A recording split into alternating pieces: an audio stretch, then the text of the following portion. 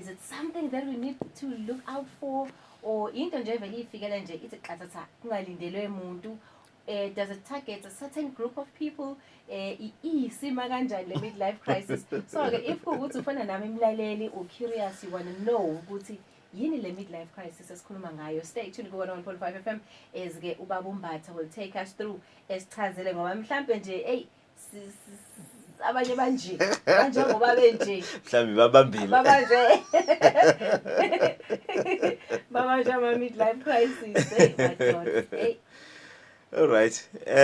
Asibingelele simakhosi, ibingelele nakubalaleli emakhaya nabangani bethu lapho ku Facebook siyabingelela. Yeah, no namhlanje special sonto nzima. Special inkulu namhlanje. Balaleli lesisihloko lesi noma le concept esikhuluma ngayo namhlanje. Midlife crisis. It's an existing concept and it's very old, way back from the 1960s. Kudala yabakhona. Mhlambe abalali bazomangala ukuthi pho yindaba engathi akukhulunywa ngayo kakhulu. Usimakhosi ubuza ukuthi mhlambe i-disorder noma isifo noma yini. Noma iveli qatha-ke nje. Singathini, it's a behavior. Not necessarily a disorder. So it's a behavior engeke ngithi mina some of the behaviors balaleli fanele siqonde ukuthi noma siwachaza psychologically, but some of them if you are aware of them akulula ukuthi uyenze leyo nto. So sometimes enye into uthola ukuthi ifika kuwena unconsciously, yabo usungekho aware ukuthi nawe usuwenza yona. So even if kuthiwa mhlawumbe it's just a behavioral a problem, kodwa ma uthola ukuthi wena awukho aware ngale behavioral problem, ungayithola nje mhlawumbe usisikhathi ikufrustrate noma uyenjoya kanti wenza into wrong. So it's because it's very very unconscious. So ma unconscious kusho ukuthi nawe uwenza unganakile and kube justifiable. Mhlamba sibekise njengani into esike sikhulume ngayo ukuthi mangabe ukhule ekhaya mhlambe ubaba wakho eshaya uma wakho every day, you end up noma ke ngithi ukhule ekhaya njengentombazane ubaba kushaya uma wakho kodwa uma wakho mbona ehlala emshadweni bazi bahlukaniswa ukufa. So ma ukhula wena you think this is normal. Such that ma kwenzeka kuwena you don't think nje ukuthi ayi into kufanele ingenzeke kumina le, ubone ngathi kufanele kwenzeke.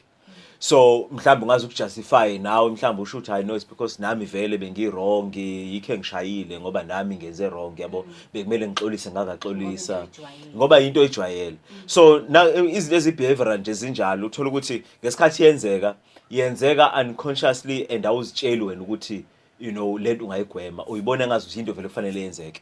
So I'll give you some of the examples as we go along nendaba midlife crisis. So yini ke midlife crisis? Midlife crisis singathi bayibize nge identity problem, or that is where you somehow lose your confidence in life. That is whereby you start to have a lot of issues that you are dealing with and then end up taking certain decisions. Amanye abamahle, amanye abamabi. So usually ke iyenzeke between the ages of 40 to 50 years old. So ngaleso sikhathi leso nje ayifanele uqaphele impela. Between which age? 40. Between 40 and 50. And 50. Yes. Okay. So during that time must be very careful. Kuyenze usisikhathi yes. Yes, both sexes. Kuma females ngenzeka mhlambe iqale sorry kuma males ngenzeka iqale earlier like bo 45 kanje. No, iqale early. Ngeze iqale earlier than 40 but noma ngajwayelekile, but nje age is safe esingayisho u40 to 50 for both genders. Okay. Yeah. So so ngaleso sikhathi isikhathi la khona vele empilweni nje usuke usubhizi ngaleso sikhathi. Akuthi ngesikhathi ukhula you adding more responsibilities in your life. Yeah.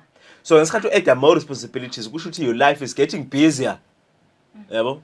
Uyashada ngapha i-career ngapha mhlawumbe uyafunda ufuna ukuyithuthukisa i-promotion emsebenzini, a lot of other things, ikweletu ngapha nangapha uzama ukuthi hey ake ngithola indle engcono.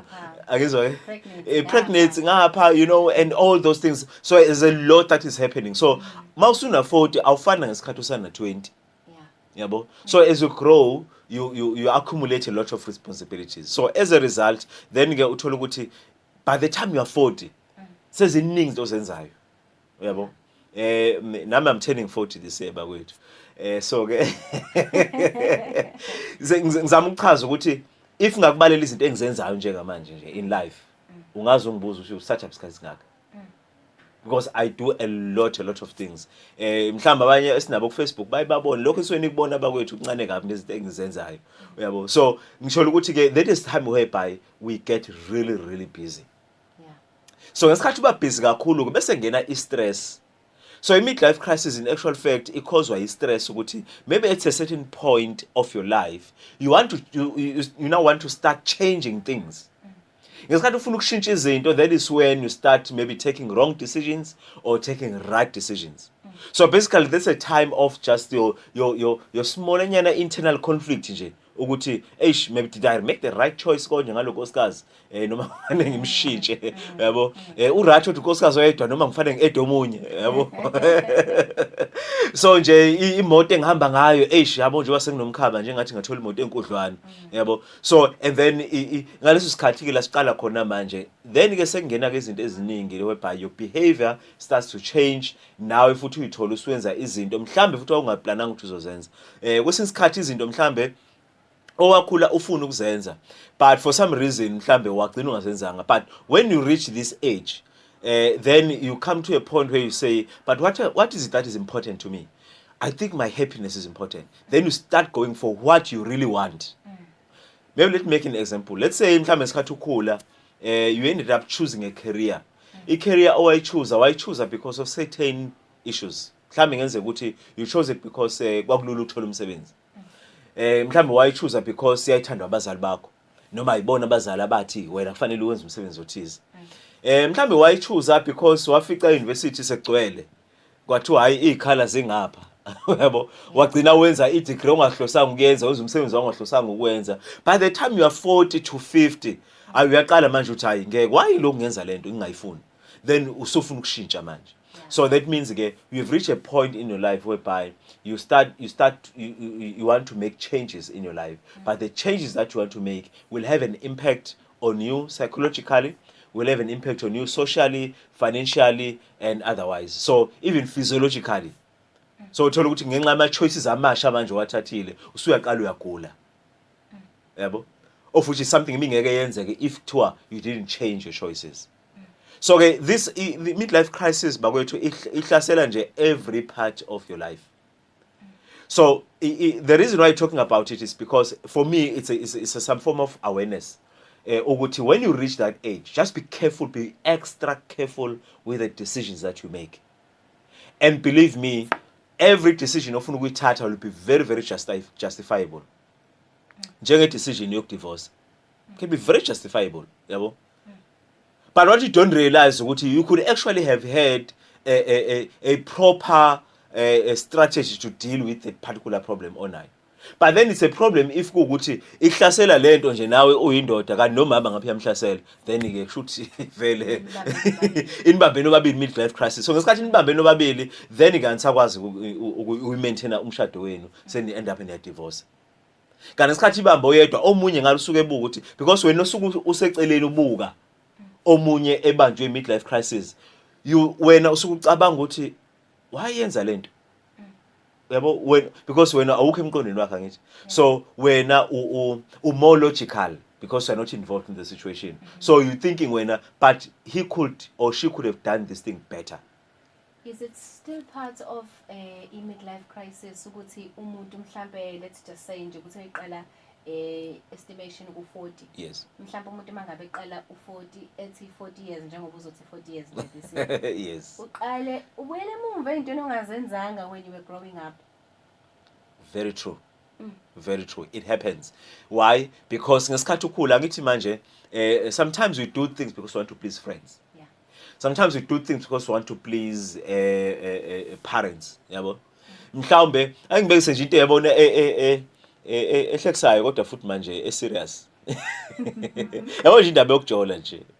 yabo akuyinto ulindele ukuthi mhlawumbe ingase high school ezoyenza noma mhlawumbe umuntu nje kuma early adulthood like your 20 21 22 23 years old yabo engakashada umuntu mhlawumbe ushintsha ama partners yabo looking for a life partner for instance so uthola ukuthi umuntu uzothi esena 50 enze into ofana yenze na 18 kuyimali energy engathi iyabuya manje ukuthi hey why am I so stuck with one wife, you know? Why am I so stuck?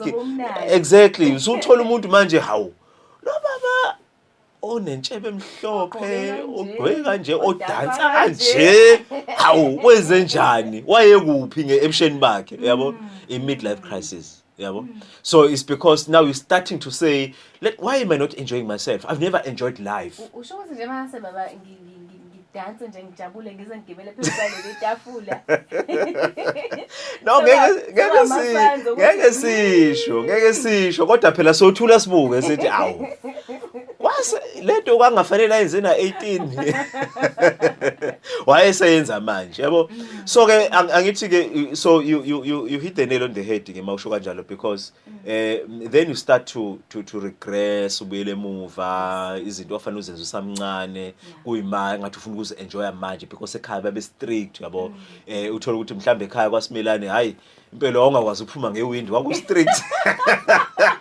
sayima ucabanga manje ukuthi hey why ngangaphumi ngewindi ekhaya practice adjusted kwi-experience yabo ngoba nje uyayibuza ukuthi but I was young yabo mhlawumbe nasewindini awusafitha kahle but why ngakwenzanga you know yeah wawuhlale mhlawumbe yabo ufisa ukuthi eish engathi ngaphuma na kamakhelwane mhlawumbe khona enzakalayo abazali sebelele kodwa wenza uphuma kanjani ekitchen ingafiki lento ukuthi uphuma ngewindi ngoba manje yabo ingane disciplined usuyicabanga manje ukuthi hawo yazi ngangaphuma ngewindi yabo manje usacabanga mhlawumbe ngivele ngikwenze manje manje emsebenzini nje ngiphume ngewindi yabo so you're trying to cover iscore manje sento wafanele uyenze kudala you know kwesisikhathi ngicela ukubekisa futhi ngenye into ebuhlungu kwesisikhathi ukuthi imost yethu noma ngithi abanye bethu sikhule sikholwa sisabancane sikhule sibancane kakhulu so kunezinto eziningi esingazenzanga ayiwandi into ifunda lapho kunezinto eziningi esingazenzanga ngenxa ukuthi sasikholwa yabo so as a result that's why uthola ukuthi kwesisikhathi even kubazalwane kuyenzeka true that is so true yeah because there was just too much supervision isenkonzweni exactly emphakathini banama expectations athize angithi uyabona nje yonke leyo pressure leyo nje so manje hayi freeway wathela bayeke angithi uyabona so then you end up wanting to experience these things noma ugcina uzenza njengoba ngisho ukuthi uzenza unconsciously yabo uthola ukuthi usumfundisi mhlawumbe una 60 kuma ubona intombi uthi hey yabo so ngamanye amazwi kusho ukuthi manje lento unconscious kodwa yabo ngesikhathi uyenza wena uyenza ucabanga ukuthi hey isilingo kanti hayi sekuyi midlife crisis isekubambile yabo so manje ke uthola ukuthi wena ukwenza nje ngalingeka yabona ngilingekile kanti no usubanjwe ilento le kade engaphuza ethi nje uthi ngithi nje kancane hayi awuthi ngithinte nje yabo because bengaphuze ekhule yabo so ngicela ukusho ke mhlambe some of the things ezaba ama signs signs and symptoms midlife crisis ongabona ngazo nje ukuthi hayi engathi iyangena manje ezinye zazo there's not much you can do ngazo ezinye zazo kodwa uyakwazi ukuthi uyibone ukuthi awunansi ngihlasela and then try and you know uzama ukuthi udile nayo number 1 khona kuthiwa iapathy apathy means ukuthi that's where you start to uthando lwezinto okade uzithanda ukuzenza seliyancipha yabo uthola ukuthi nje hayi ngoba mhlambe usubhizi ngezinye izinto no awusathandi uze lezo zinto not because bezi wrong bekuzinto ezi-right obuyithanda mhlawumbe uthanda ukuyihlalela uyibukela ama-movie uthanda ngema cinema uthanda nje ukuphuma e-stadium uyibukela ibhola you know those were good things angithi kodwa ukuthi manje mase uhlaselwe midlife crisis sekunesikhathi esiningi nje sokuthi izinto obuyithanda ukuzenza engathi awusathanda ukuzenza yabo ufeela like some feeling of being depressed sort of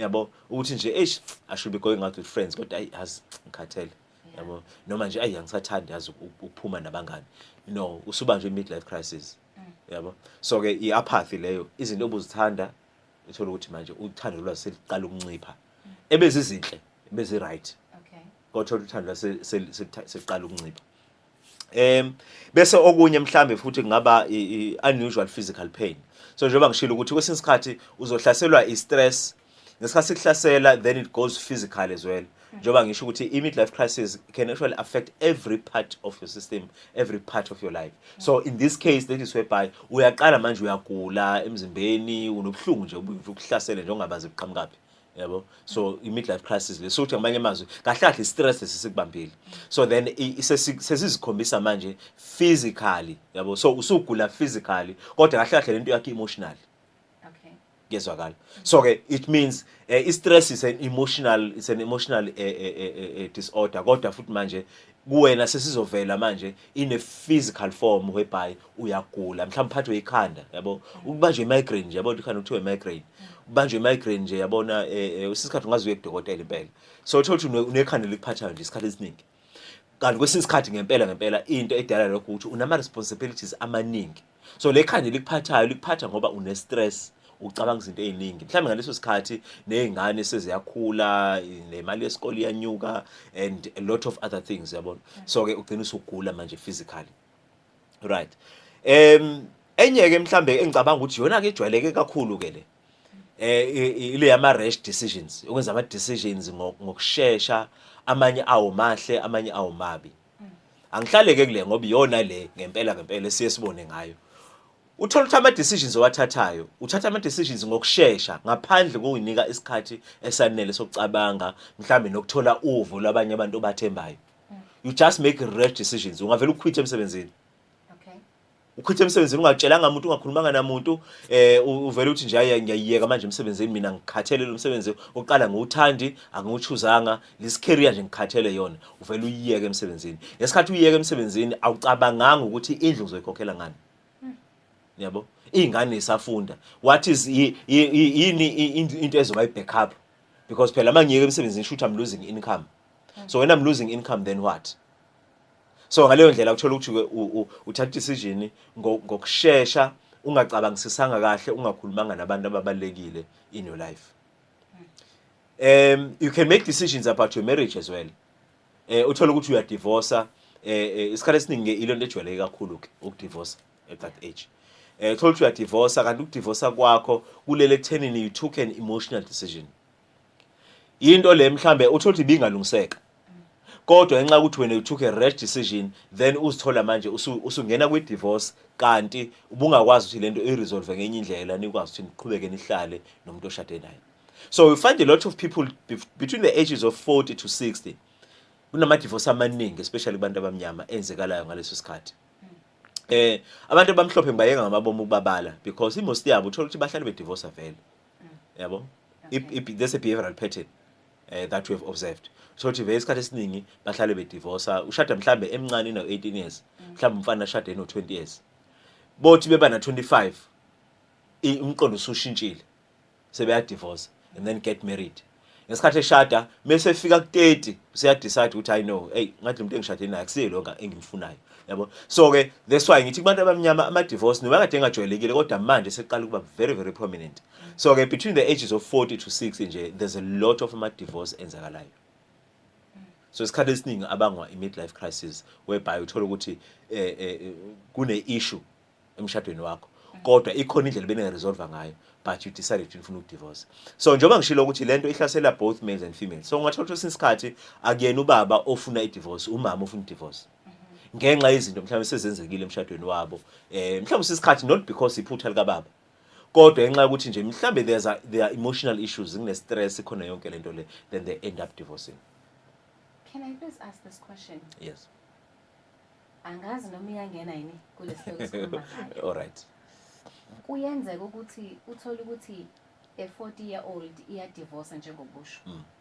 My divorce iyaka bonke abantu abanotete abanobani iyoshona ku 20 years iyosukela umuntu ono 20 years be it a woman or a man.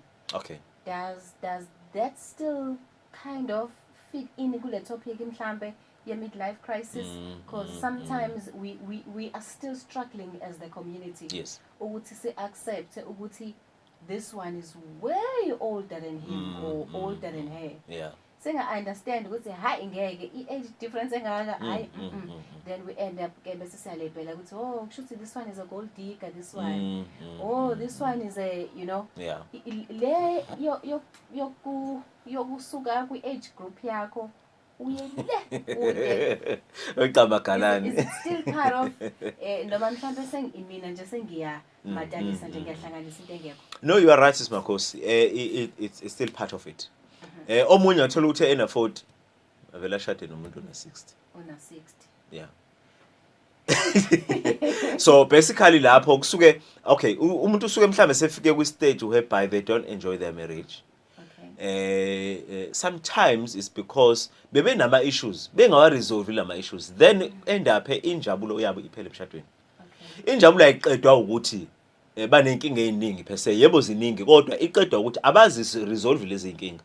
Baniki kodwa bahlala nazo. So ngesikhathi usefuna ukudivorce umuntu it's as if manje uthi ngifuna ukuphuma lo mshado ngibone inkinga eziningi. Yes. Kanti ukhishwa ukuthi lezi inkinga zidalwe ukuthi vele beniziba all along ningadeli nazo. So as a result ke manje sezireach a boiling point whereby sekunzima ukuthola isolution. So ke uzothola ukuthi umuntu ke manje useyaqala mhlambe usefuna ukushada nomuntu omncane kakhulu kunaye. Yabo? So that is also feeding on the fact that is either mhlambe kulomuntu omncane mhlambe isenje umuntu wesilisa sengino mhlambe ngino 45 ngivele ngiyoshada mhlambe nomuntu ona 23 yabo. So what I'm trying to feed there is ukuthi number one ngithola umuntu omusha o energetic yabo nami ungenza ngizizwe ngimusha because khona ngisazokhuluma ngayo la yokuzizwa ufile umdala. So ngesikhathi ushada nomuntu omncane then you feel young. Yabo, because you were starting to get embarrassed ukuthi manje usumdala. So with women as well same thing happens. Uma esezoshada nomuntu omncane kunaye, so it means that umenza lo muntu omncane kunaye azizwe emncane. Uthando selukuphike la kule nto le. Indaba yothando sisimakhosi ijulile. Sake sayikhuluma eqaleni. Ukuthi uthando it's a decision. Sometimes starts as lust, sometimes ngaqala not necessarily as lust. It starts as attraction. Yabo. But ngesikhathi say attraction, yeah, sorry. Or for fun. Yeah, or for fun. Kodwa ngifuna ukuthi ngesikhathi kuqala ngesikhathi ubona umuntu bese uyamthanda, bese uthi uyamthanda kanti it's an emotion ngaleso sikhathi. Yabo, mhlawumbe mone emuhle umuntu wesilisa mhlawumbe umone usise nama hips emuhle yabona then ke bese uya attracteka kuye. We can't define that as love yet. Okay. Say attraction leyo. Yabo khona igama engilifunayo. Okay ngizolithola singisi besibaleke. Say attraction leyo ngamanye mazusa uhuhekile ukuthi uze kulomuntu. There's a time where you make a decision to love. That is where some people divorce, especially laba abathandana beshiyana ngeminyaka eminingi. Ukuthi ngesikhathi sekufana decide ukuthi uyamthanda umuntu, bese decide ukuthi yazini angimfuni kahle lo muntu, bese bayahlukana. Yebo. So ke kwenzeka lokho kubantu uthola ukuthi mhlawumbe bathandane mhlambe usisi ubone nangubhuti ubaba omdala yabona wadonseleka kuyena either udonswe imali noma yini noma lo babonile uyibonele lengane encane. Ngesikhathi beqhubeka ne relationship bese kufanele manje kufika istage where love must become a decision. When love becomes a decision kusho ukuthi uyavuma ukuthi ngizohlala nalomuntu for the rest of my life, number one. Ngiyavuma ukuzohlukanisa ukufa, ngiyavuma ukuthi whatever happens ngizohlala kulomshado. Bahlukana lapho ke. So sekukhika in reality. Uthi ngempela ngizohlala nale khehla. Impilo yami yonke. Ngeke. Futhi uyambona lo muntu ukuthi ngathi kusakude nje, impilo nje ayishiye.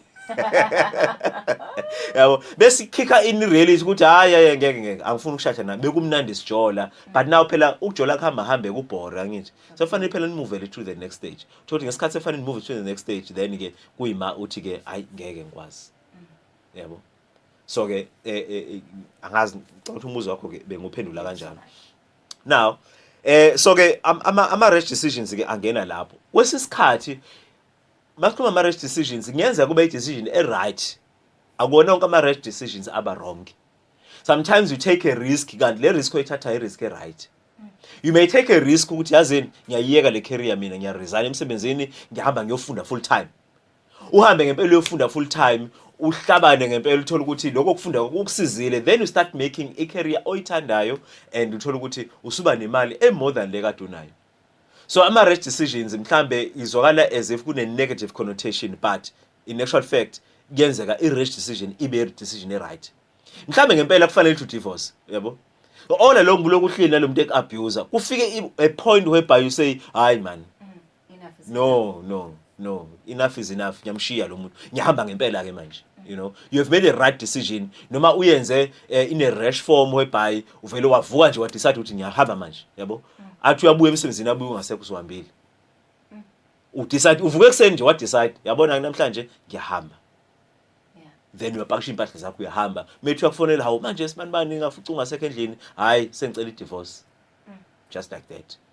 It's a right decision because vele ubuvele uhleli ungahleli kahle uabuseka and all that. So ke ama-right decisions ke enye futhi kungaba mhlambe feeling of losing your mind. Lena ke iyona futhi ehlupha kakhulu. Especially masudonsela ko 50 noma usu beyond 50. Iyenzeka uthola ukuthi ngenxa ngempela yinkinga uthola ukuthi uzwa ngathi nje uzulelwa ekhanda. Uzwa ngathi azingathi angisaphilile kahle ekhanda, yabo. Unongena endlini nje ukhohle ukuthi abe bengizokwenzani vele izulu ikhanda, yabo. Unokuphuma mhlawumbe uye endaweni oyijwayele uthola usudukile. Yabo, those things happen. Ekwenziwa yini lokho kwenziwa ukuthi you are too stressed such that you are losing concentration. Yabo. So ke uthola ukuthi nase meetingini ufike meetingini ukuyibona lento ukuthi kodwa phela ngisho ukuthi wonke umuntu onjalo une midlife crisis bakwethu ningangizwa kabi. Uyibona lento ukuthi manje meetingini uphamisa isandla ngenhloso ukuthi ufuna ukuraise point elithize ngempela. Uthola ukuthi manje uchairman lapho usakhuluma meqeda ukukhuluma athi awu yebo mbathe isandla sakho besiphakeme usukhohle tu ukuthi ufuna ukuthini. Yabo. So ngisho into enjalo kanti manje sikwenza ubukeke as ubukeke foolish manje ukuthi hawu ungakhohle into ade ufuna ukisho khona manje, yabo. So angithi manje yonke lento le ikwenza ubukeke like a foolish person. So as a result that's why you start to feel like you're losing your mind because you're starting to do izinto ezi abnormal nawe othi musuhlele ngempela uyibuza ukuthi hawu ngiyenze kanjani into kanje uthola ukuthi ngempela awazi kodwa manje ikwenza ubukeke like awuphilile kahle ekhanda.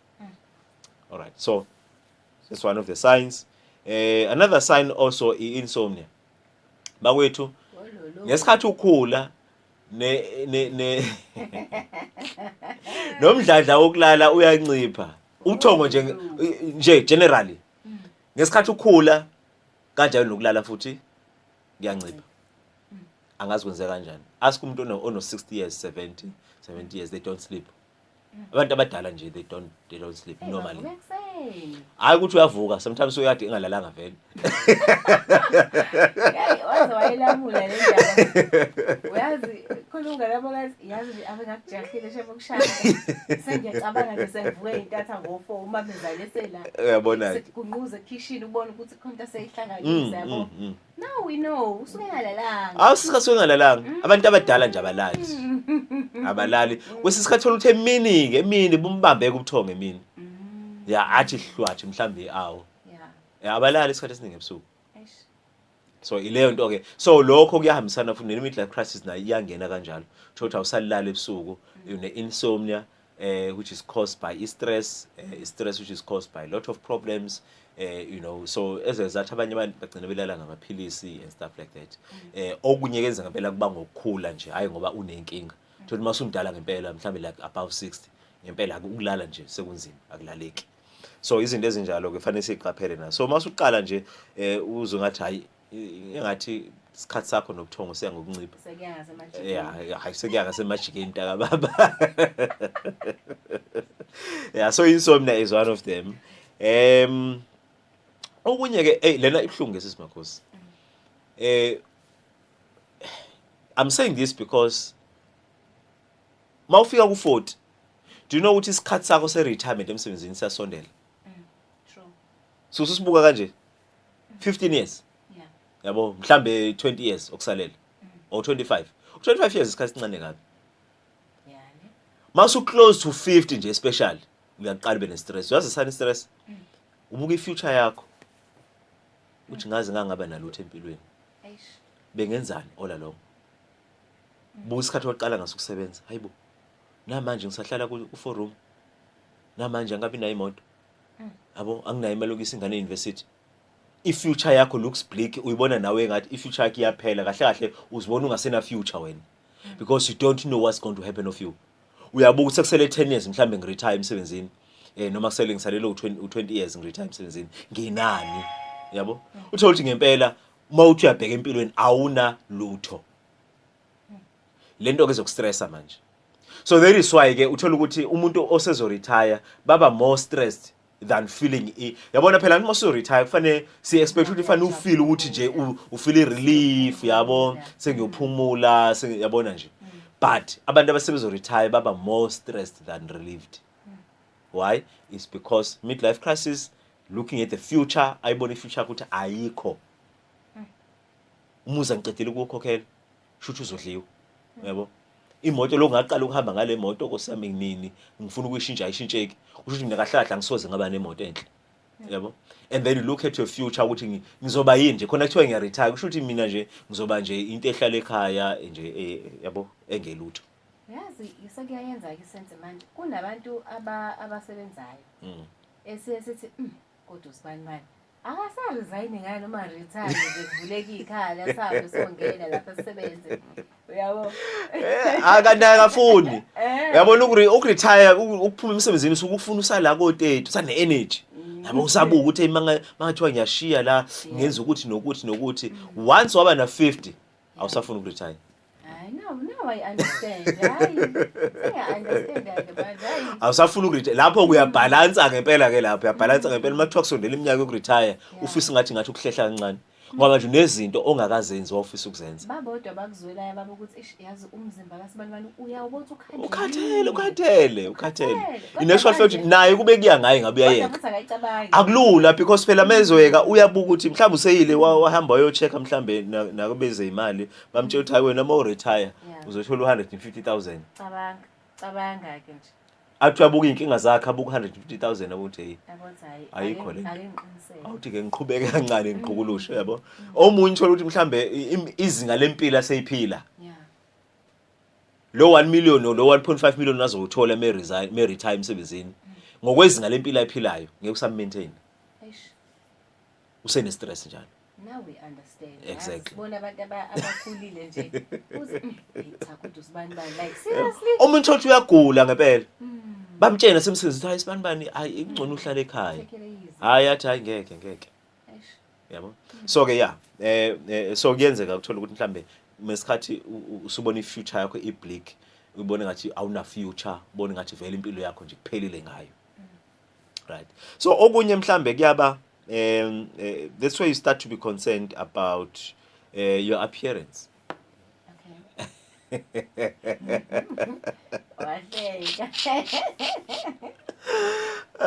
We. Yabona ke le. Hayi babambile abantu besifazane. Too much. Iba bambile. Oyichaza ngoba phela thina phela la nto leyo yokuyithanda sibuka as a self love yabo. Yabona ke masuku i-midlife crisis iba worse. Ungazohamba uyobleacha ngempela because you start to get worried nje ube concerned about your looks nje your appearance ngaze ngayisidudla bo. Uyabo? Lento ngicabanga usuna 45 futhi ngaze ngayisidudla. Kade aba yisidudla. Masuna 45 bengazi ukuthi manje iyo lento egugisayo yabo. Uzibona ngathi ngiyaguga manje. Yabo?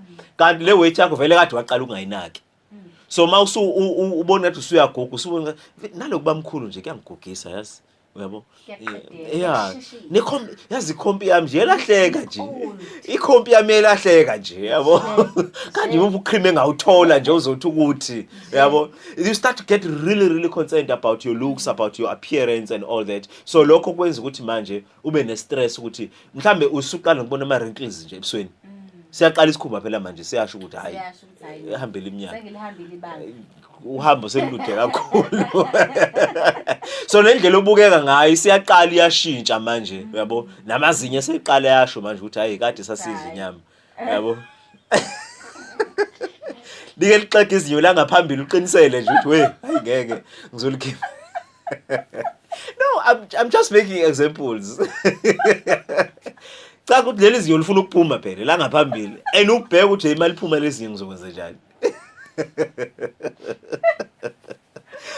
Your whole total experience, your total appearance nje, you get worried about it. Inwele zakho, ubona inwele incipha, uzame ngama weave uthi hayi awuthi ngipheshe nge weave. Hayi le weave nje awuthi ngifake nje namanje yabo. Because you want your appearance. Awuqinisa kwabesilisa ke manje. Sengiyazwela. Oh hayi maluchu. Yeah, so uthola ukuthi njengomuntu wesilisa yabo uyazibuka. Khona le angijabona ke simakhosi. Nayi lento la fikushaya khona. Uthe uyindoda washada nomuntu omncane kunawe. Sengisukile komama. Sukula besifazane manje hayi ngiyaxolisa mbokodo. Xolisa mbokodo. Kodwa yebo ke iqiniso ke kuyenzeka. Iqiniso lakho lishaya inyameni ba. Right. Nakho ke manje. Nakho ke manje ngiyindoda ngashada nomuntu omncane kunami. Yabo? Phela ngesikhathi sikhula umzimba wami uyasho ukuthi hayi ndoda uyakhula ngempela manje. Lo muntu wamshada omshiya ngo20 years. Umzimba wakhe uyabona ukuthi hayi hey usisi uyajima mhlambe. Yabo futhi nje umzimba wakhe uyasho ukuthi hayi usamncane. Uyaqala uba worried manje yini ekwarishayo. Uwarishwa ukuthi hey nginomkhaba inwele sezimhlophe nasebusweni ngiyashintsha manje yabo ngiyaguga kahle kahle. Nesiso nje sibhelu. Yabo lo sisi lona usamncane yabo bazongithathela abafana la. Siyaqala ke inkinga. Sune stress. Usuqala usu-offerisha ukumkhokhela ukumthengela imoto kanti ufuna ukufaka i-car exactly yabona nje usuyaqala manje ufaka ama controls manje ngoba uyabona ukuthi hey mina ngokwami mina kahle kahle indaba yami siphelile manje. Lo muntu usamncane kahle kahle nje mhlambe futhi nje khona umuntu asethandana naye. Yabo mina vele ngiyikhehla ngigugile manje isisu siyalenga mhlambe senginomkhaba nenyama akuyacaca ukuthi nenyama seyiqala ukuthamba manje uyabo kanti mhlambe njalo nenkonzo nayo siyaqala ukuaffecteka. So lokho sekuyaqala manje kubuyisa ingqondo ukuthi hey madoda. So yikho sithi ke ku avoid ngempela ukushada nomuntu omncane kakhulu kunawe. Ngoba kuzofika istage la khona uzofisa engazi ukuthi ngabe ungangayi. Ube nama insecurities. I-abuse ngeke ihlala ingangeni lapho. Izongena usuyaqala manje ucheck ifoni yakhe uyayiphatha ifoni yakhe wenzani ngoba nofuna ukucontrola manje. Ngoba awukwazanga ukucontrola ngokuthi ama looks akho mawuzibheka nawe nje mawuzibheka uba namahloni ngawe. So uyacabanga ukuthi kaze yena mengibheka ubonani. Kaze usangithanda yini? Yabo. Kaze usangibona yini njengale yansizwa eyamshela esamncane naye. U6 pack mawukade ukhona usekho. Ubuyisela. Yeah, and then again you start to be concerned about your experience, your appearance. Okunye futhi ke. Imake manje before sidlule la. Right. Kule appearance. Ngiyafisa ukuthi sichaze kahle iyenze sense. All right. To all of us ngoba kwabanye bethu we take it as taking care of yourself. Yabo? Mhlambe you've been umama weingane mhlambe ezu2 noma ezu3 ziyalamana nje ziyalandelana yabo. So you never really got time to look after yourself or take care of yourself, uhambe ejimini, trim your body yabo, condition umzimba wakho ube right. So manje ngoba ingane seyiqalile ke seyikhula khulile sekuyimake manje usuthi ke manje now it's my turn to look after myself. All right. Ngifisa ukuthi sichaze kahle leyo nto iyenze sense komuntu ukuze mhlambe if ukuthi there are any chances mhlambe even 2% ukuthi ungabe midlife crisis sibe nayo leyo option yokuthi umuntu angabe secabanga ukuthi yona yonke into yenzayo it's midlife crisis. Yeah. Kanti khona le element leyo ukuthi I have neglected myself. Yes. Ngadecide ukuba umzali ngayikhulisa le ingane seyikhulile ke manje now it's my time. It's my turn. All right. You uyasiza simakhosi lapho putting it into perspective ke manje. Ukuthi of course njoba ngishilo ukuthi some of the things ozobuzenza ayi ngoba zi wrong. Zi right. Ukuthi uzenziswa midlife crisis. Kodwa zona zi right. Okay. Yabo? Mhlawumbe usuqala ukwenzana usuqala ukujima, usuqala ukujoga nani which is good. Into enhle. Usuqala nokubheka i diet yakho indlela odla ngayo which is good. Yabo? Kodwa it's not a bad thing. So that's why ngithe i-midlife crisis ayisho ukuthi kuzokwenzeka izinto ezi-wrong zodwa. Sometimes kuzokwenza izinto ezi-right, you will take right decisions. Yabo, kodwa uthi wathi njengoba usho nje ukuthi all along bekunzima kweni ukuthi uzinake, but now you realize ukuthi I know man, I've been neglecting myself for too long. Omunye uthola ukuthi ubeshadile, yes, wa divorce, mhlawumbe emshadweni yonke into njengethi phela kwethoma ushadile ukhathalelo kwendoda wangayikhathalela yena, khathalela nje kwendoda one way bingasekho ke indoda uyikhathalele wena ke manje. So abanye it happens like after that divorce. Yabo. Yes, you are right. You are right. Actually, I've seen it a lot of times. Even abantu besilisa. Ngesikhathi sashadile, hey abe enye into. Abanga divorce nje. Hey ashintshe umuntu abe mncane abe ubhuti abe serious ajime aqala ukuba no six pack aglowe nje umuntu. Ngesikhathi sashadile, hey ubumbona nje ukuthi ayikhathazekile lo muntu. Nendlela shefa ngayo nje ishintshe. Lesiqala uba mhlophe leshiwa la kuphela. Yeah. Exactly. Ubona ukuthi useyayinaka manje yabo ngoba usedivorceile sekuyima ngathi kuyima ethola ithuba lokuzinaka. It's not a bad thing. Yabo. Kodwa kwesinye isikhathi you are going through something. It's a positive. Yeah, but it's on a positive side. So lento ye appearance also kuyenza kwesinye isikhathi kuba ukuthi umuntu they just lose concern of appearance. Okay. Yabo. Khona ukuthi ube ne concern appearance yakho and do something positive about it. Bese bakhona lona nje who just lose concern about appearance. Lo vela athi hayi suka ngivele ngine stress mina. Yabo ayidedelele nje akajima akenzi lutho udla noma yini ayitholayo akaqame ekhanda angashiwa indoda mina ningiyeke lo muntu usano 45 njalo, it's not like useno 70 sana 45 kodwa useziyekelelile nje. Yabo, so uthola ukuthi ke nalokho futhi is also part of midlife crisis. Okay. Yeah. And then okunye kungaba mhlambe I loss of interest in sex. Ngeke ngathi ukithinta ke leyo. Kuyenza ngempela uthola ukuthi bakuza ke manje endabeni zocansi ngempela uthola ukuthi I-interest iyehla. Okay. But kuyenzeka futhi inyuke. Okay. Right. So ke into engifuna abalaleli bayikhumbule nje ukuthi midlife crisis icaused by stress. Right? In the main. Which means then it explains why all these negative things engizibalayo zenzeka. Vele this result ye stress. Kodwa mase sifika ku midlife crisis so sesi too much stress sakhona. So sesi too much ngendlela yokuthi ke manje even when it comes to being sexually active ekhaya uthola ukuthi manje akusenzeki I-energy ayisekho. So as a result uthola ukuthi ke manje sikuyaqala ke manje kuyaxatshanwa ke ekhaya. Umama mhlambe yenzeka ngumama lento. Phela khona no menopause bakwethu. Uyabo. So I-menopause yakudala ukuthi ube ne libido ephansi. So khona futhi kuthiwa yini? Ngicela ukubiza bangixolele odokotela, ngicela ukubiza nge-premenopause. Ngiyazi khona elinye ithemu la khona sengilikhohliwe. La khona uthola ukuthi i-menopause ayikafiki. Kodwa it's like kuseyisimemezelo sokuthi yeza. Uyabo? Isiseduze. So then you start to experience these things engikhuluma ngazo. La uthola ukuthi khona you lose interest in sex. Uthola ukuthi nje mhlambi now awusazibona usex nje kwawena, yabo. So as a result you don't see yourself as being attractive to your partner or to your spouse, yabo. So ke uthola ukuthi even physiologically futhi kunezinto okufanele zenzeke kodwa ezingasenzeki. Mhlambe ngeke ngikwazi ukuzisho manje kodwa ke yeah masekiwe enkonzweni bakwethu kunezinto okufanele zenzeke emzimbeni kuwena uthola ukuthi azisenzeki. So manje mhlawumbe babo sekhaya noma ethi uyazama mhlawumbe ukuthinta athola ukuthi hayi khona into eshodayo, uyabo. So as a result uthola ukuthi nawe vele kahlahla una interest. Midlife crisis. Ngokunthola ukuthi ubaba mhlawumbe olahlekelwa interest, yabo.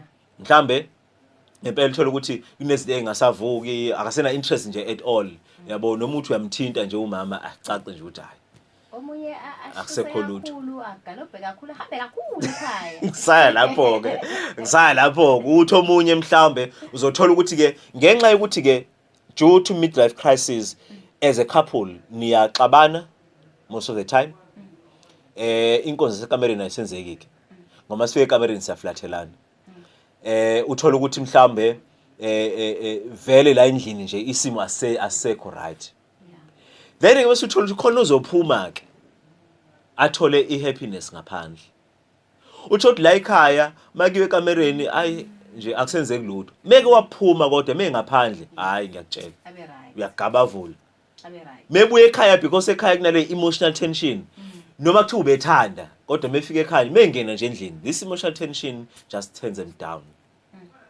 Uthothi kwenza manje vele nje ubhocobale noma uyogeza ebusuku eshaweni uthathe isikhathi wenzela ukufika embedeni imama eselele.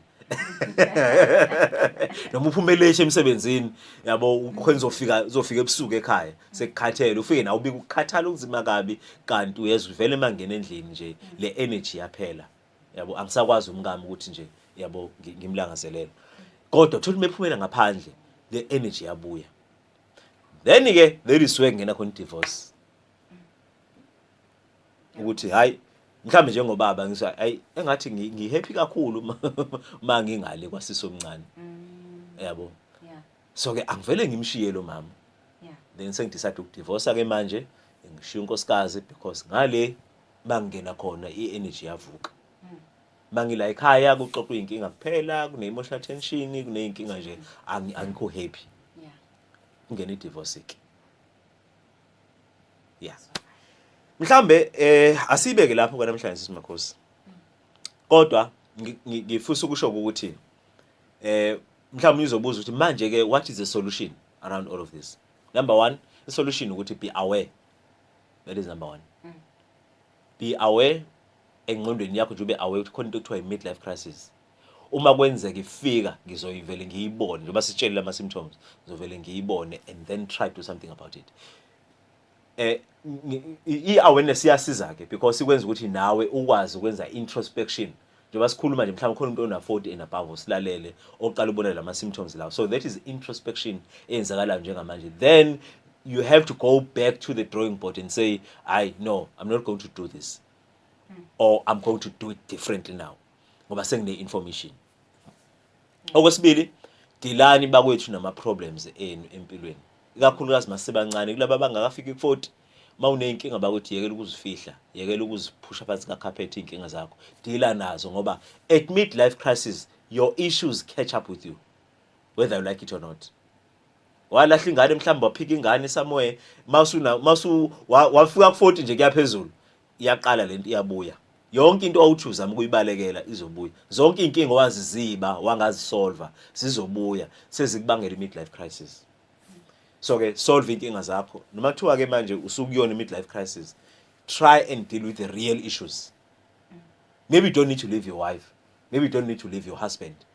There are issues la ufanele udile now, so maybe try attending to those issues. Yabo mhlawumbe hayi ukuthi ufanele uzohamba ushiya umuzi wakho ngoba ucasulwa yingane mhlawumbe kunendlela ufanele ni resolve ngama issues. Okay. Okwesine, try and do izinto positive as much as possible to deal with these midlife crisis issues mhlawumbe negative. Try something positive. Yabo mhlawumbe na umzimba wami khona ukuthi phela mhlawumbe ke ubone umzimba wakho ukuthi angisekho happy ngomzimba wami bese uzama mhlawumbe kuphesha ngezinto eziningi yabo uzofaka izinyo legolide nani yabo mhlawumbe uzama ukuthi uzincisha ukudla ngoba uthi ufuna ukuluza weight. No, hamba nje kahle uyojima, hamba nje kahle uyoconsulta kodokotela uconsulte kuma dietitian mhlambe take the right decisions to fix lento oyibona iproblem njengamanje. Okay. Rather than ukuthi uyilungise ngenye iproblem. For instance nje let me say you just decide ukuthi yazini I'll just go bleach my skin. Mhlambe you don't need to bleach your skin. Do you know ukuthi udle sekudlayo affects our skin? Ama drugs makhuluma ama drugs kukhuluma ngotshwala ugwayi nani it affects your skin. Mhlambe ufanele uyenze ukuyeka utshwala. You don't need to go and bleach. Yabo mhlawumbe into affect isikhumba sakho ngempela sekukhuluma nabantu besifazane ke mhlawumbe into ngempela affect isikhumba sakho utshwala. So ungathi uyeka utshwala isikhumba sakho ungabona siqala sibuya esimeni and then start to eat right. Uthola asikho ngempela isidingo sokubleacha, asikho isidingo sokuthenga mhlawumbe cream ngempela ama foundation as serious. Mhlawumbe just need to eat more fruits, you need to drink more water. Yabo. So all I'm saying is let's try and take the right decisions. mhlambe njengoba ubaba nje ubone ngazi ukuthi unkosikazi wakho mhlambe unkosikazi wakho akamncane ngaleyo ndlela nishana mhlambe ngo5 years yabo kodwa umzimba wakhe usuch that ubukeka ngazi ukuthi mncane kunawe kanti kahle mhlambe niyalingana mhlambe now it's time you change your behavior awuzame nawe ukuthi manje uyojima awuzame ukushintsha idiet nawe uyindoda ke manje ukuze udile nalomkhaba udile nalama muscles akho obona ngathi siqala ukuthamba udile na yonke into ongadile mhlamba uzama ukuyoshefa yabo mhlamba uzama ukugunda nje ikhanda ushefe kahle you know and all those things so all I'm saying ukuthi zama ukuthi wenze izinto differently kodwa manje ezi right ukuze udile nalama issues midlife crisis kanti okunye ke njalo you can help yourself nje ukuthi uvele uyothola counseling regarding ama issues ngempela anikhungethe and be ready ukuthi uthole ukusizakala. Sure, asonga kakhulu baba. Very informative le topic ya namhlanje ye midlife crisis ngoba ngempela ila